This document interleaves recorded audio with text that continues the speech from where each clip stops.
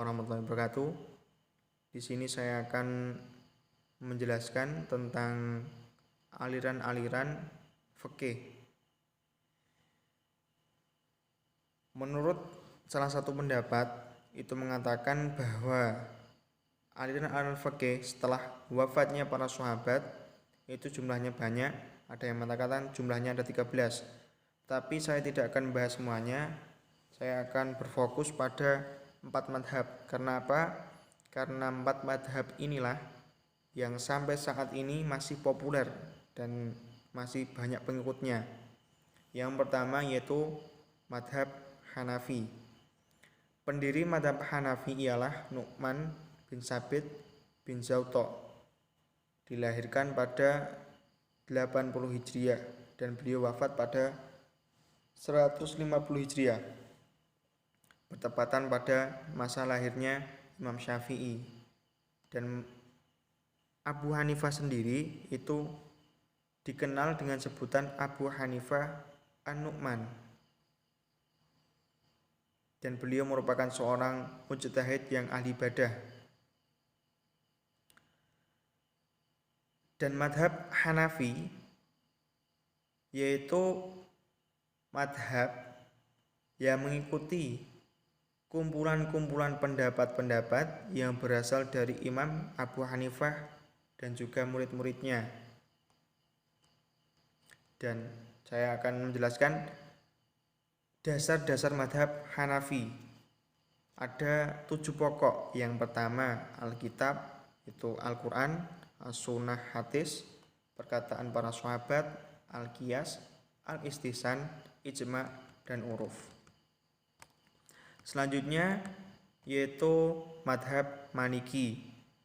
Madhab Maliki adalah merupakan kumpulan pendapat-pendapat yang berasal dari Imam Malik dan para penerusnya. Dan dengan nama lengkap Malik bin Anas bin Abu Amir. Dan lebih kita kenal dengan sebutan Imam Malik.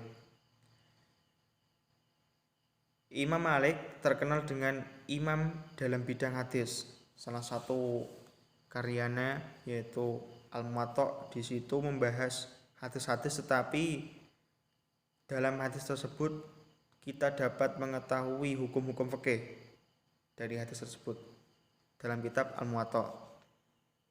Dasar-dasar madhab Maliki itu ada 17 pokok. Yang pertama, Nasul Kitab, Zahirul Kitab, Dalilul Kitab, Mafhum Muwafaqah, Tanbihum Kitab, Nas-Nas Sunnah, Dohirus Sunnah, Dalilus Sunnah, Mafhum Sunnah, Tanbihum Sunnah, Ijma', Qiyas, Amalu Ahli Madinah, Qaulus Sahabi, Istihsan, Mura'atul Khilaf, Saddun Zara'i. Itu sumber-sumber atau dasar-dasar dari madhab Maliki.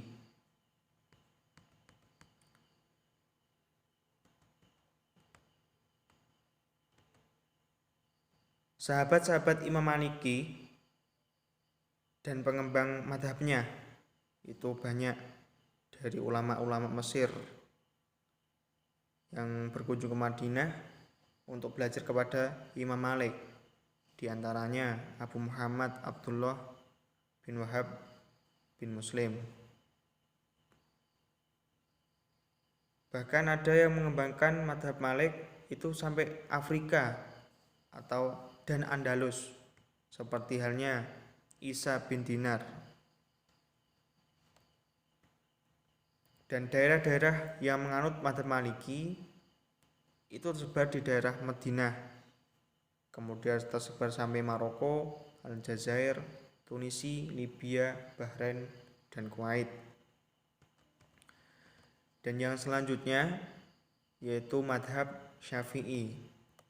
Madhab ini dibangun oleh Al-Imam Muhammad bin Idris Asy-Syafi'i, seorang keturunan Hasyim bin Abdul Muthalib. Beliau lahir di Guzah, Syria pada tahun 150 Hijriah bersama dengan wafatnya Abu Hanifah yang menjadi madzhab pertama.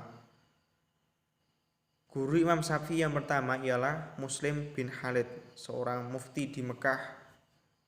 Imam Syafi'i sungguh luar biasa. Pada usia 9 tahun itu sudah hafal Al-Quran. Setelah beliau hafal Al-Quran, barulah mempelajari bahasa dan syair. Kemudian beliau mempelajari hadis dan fikih.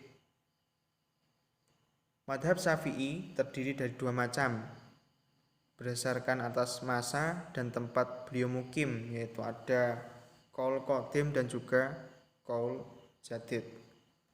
Qaul qadim yaitu madhab yang dibentuk sewaktu hidup di Irak, dan sedangkan qaul jadid yaitu madhab yang dibentuk sewaktu beliau hidup di Mesir, yaitu artinya pindah dari Irak menuju Mesir. Itu qaul jadid. Keistimewaan Imam Syafi'i dibanding dengan Imam Mujtahidin yaitu bahwa beliau merupakan peletak batu pertama usul fikih. Dengan kitabnya ya sangat monumental, sangat luar biasa, pasti sudah pada tahu, yaitu kitab Ar-Risalah. Dan kitabnya dalam bidang fikih yang menjadi induk dari madhabnya adalah Al-Um. Dasar-dasar madhab Syafi'i, itu kita mengetahui dasar-dasar madhab Syafi'i. Dasar-dasar atau sumber hukum yang dipakai Imam Syafi'i dalam mengistinbat hukum syara adalah yang pertama Alkitab, Sunnah Mutawatirah, Al-Ijma', Khobar Ahad, Al-Qiyas, Al-Ihtisab, sahabat-sahabat beliau yang berasal dari Irak. Di antaranya Ahmad bin Hanbal yang menjadi imam madhab keempat.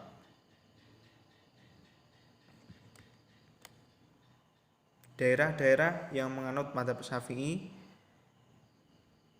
ya banyak tersebar di Libya, Mesir, bahkan di Indonesia. Itu merupakan madhab yang paling besar dianut pada masyarakat Indonesia. Jadi dapat kita ketahui bahwa yang ketiga yaitu madhab Syafi'i. Beliau mengambil sumber hukum fikih itu dari 4 sumber yang telah saya jelaskan tadi. Kemudian yaitu madhab Hambali. Pendiri madhab Hambali ialah Al-Imam Abu Abdillah Ahmad bin Hambal bin Hilal Az-Zahili Asy-Syaibani. Beliau lahir di Baghdad pada tahun 164 Hijriah dan wafat pada tahun 241 Hijriah. Ahmad bin Hambal adalah seorang imam yang banyak berkunjung ke berbagai negara untuk mencari ilmu pengetahuan. Berarti beliau itu sering berkelana mencari ilmu sampai antar negara seperti Syria, Hijaz, Yaman, Kufah, Basrah. Bahkan beliau itu sudah mengumpulkan 40.000 hadis dalam kitab musnadnya. Dan dasar-dasar madhab Hambali yaitu ada 5. Yang pertama nas Al-Quran atau nas hadis. Yang kedua fatwa sebagian sahabat. Yang ketiga pendapat sebagian sahabat. Yang keempat hadis mursal atau hadis dhaif. Yang kelima yaitu qiyas. Dan dalam kita ketahui dalam fatwa-fatwa beliau bahwa dasar-dasar fatwa Ahmad bin Hambal itu dapat kita ketahui dalam kitabnya, yaitu Lamul Wakil. Dan kita akan membahas tentang adapun ulama-ulama madhab Hambali. Contohnya Abu Bakar Ahmad bin Muhammad bin Hani yang terkenal dengan nama Al-Asram. Dia telah mengarang As-Sunan fi Fiqhi ala Madhabi Ahmad. Jadi beliau itu mengarang sebuah kitab, tetapi kitabnya itu masih merujuk, artinya satu madhab dengan madhab Hambali. Daerah-daerah yang menganut madhab Hambali yaitu awalnya berkembang di Baghdad, Irak, dan Mesir.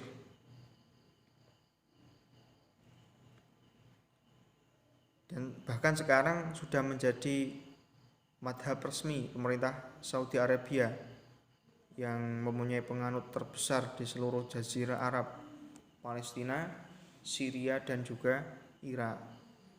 Itu 4 madhab yang telah saya sebutkan itu merupakan madhab yang paling populer dan banyak sekali yang mengikutinya. Di samping itu saya akan menjelaskan salah satu madhab di luar 4 madhab tersebut, yaitu madhab Dzohiri.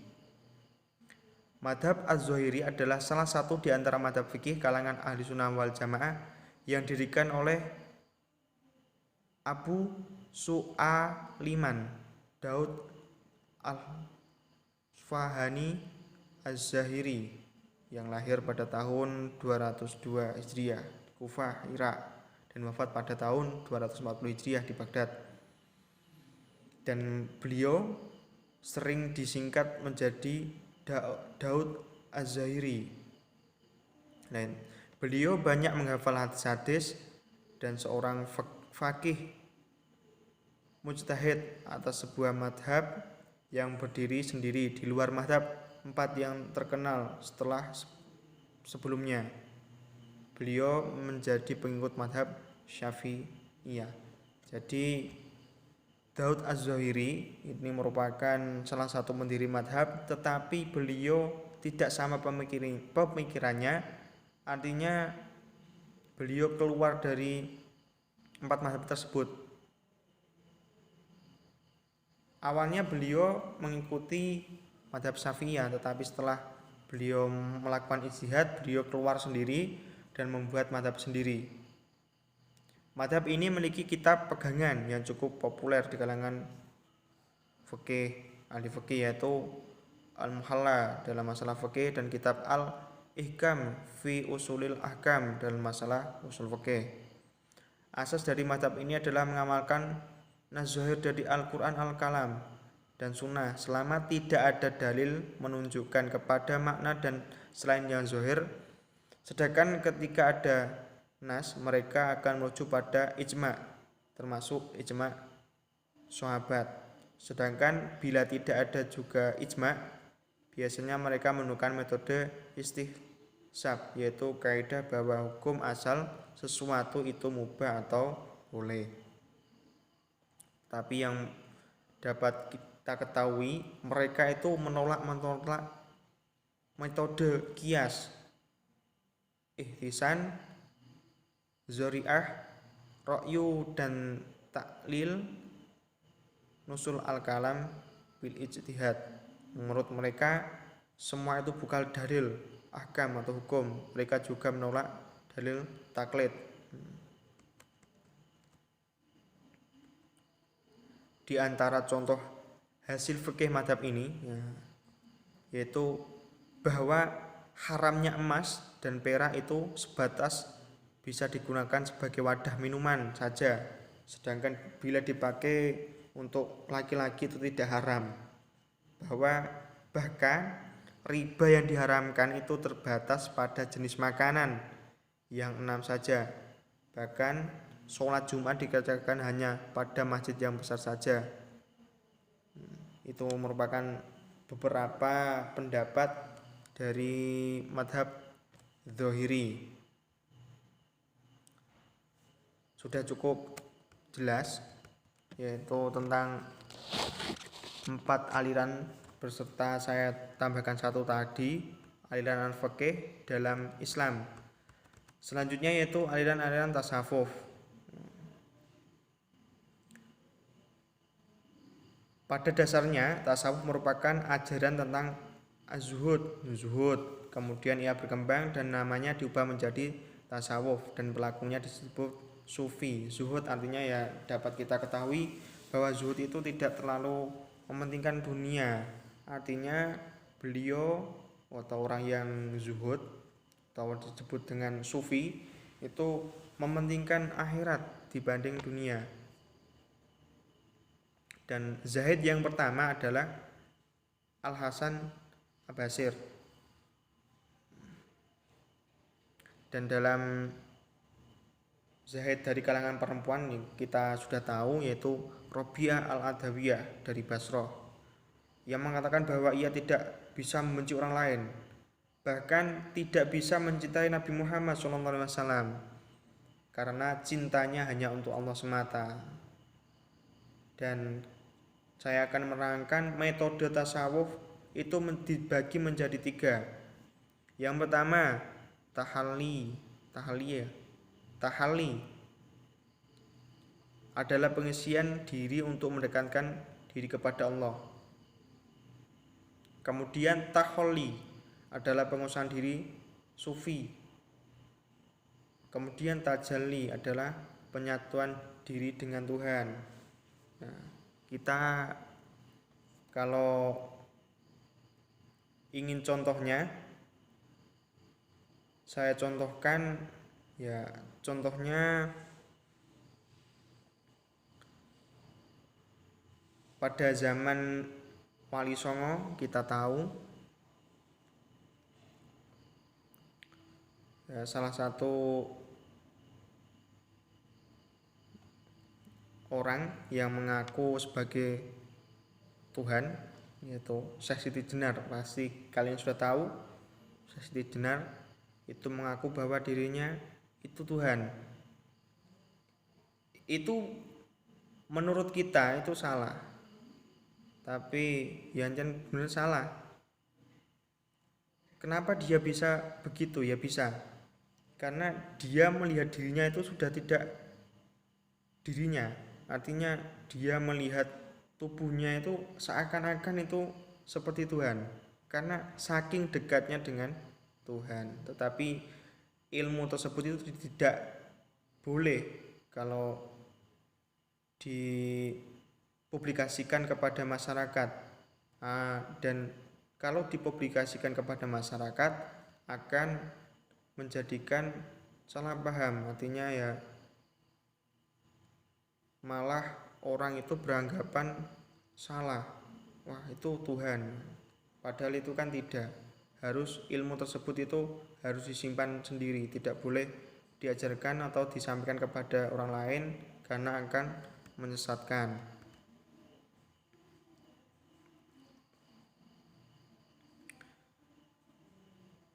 Dan demikianlah penjelasan dari kami tentang pemikiran-pemikiran dalam Islam. Itu kami telah jelaskan pemikiran fikih dan juga tasawuf. Cukup sekian yang dapat kami sampaikan, kurang lebihnya mohon maaf. Akhirul kalam, wallahul muwaffiq ila aqwamit thoriq. Wassalamualaikum warahmatullahi wabarakatuh.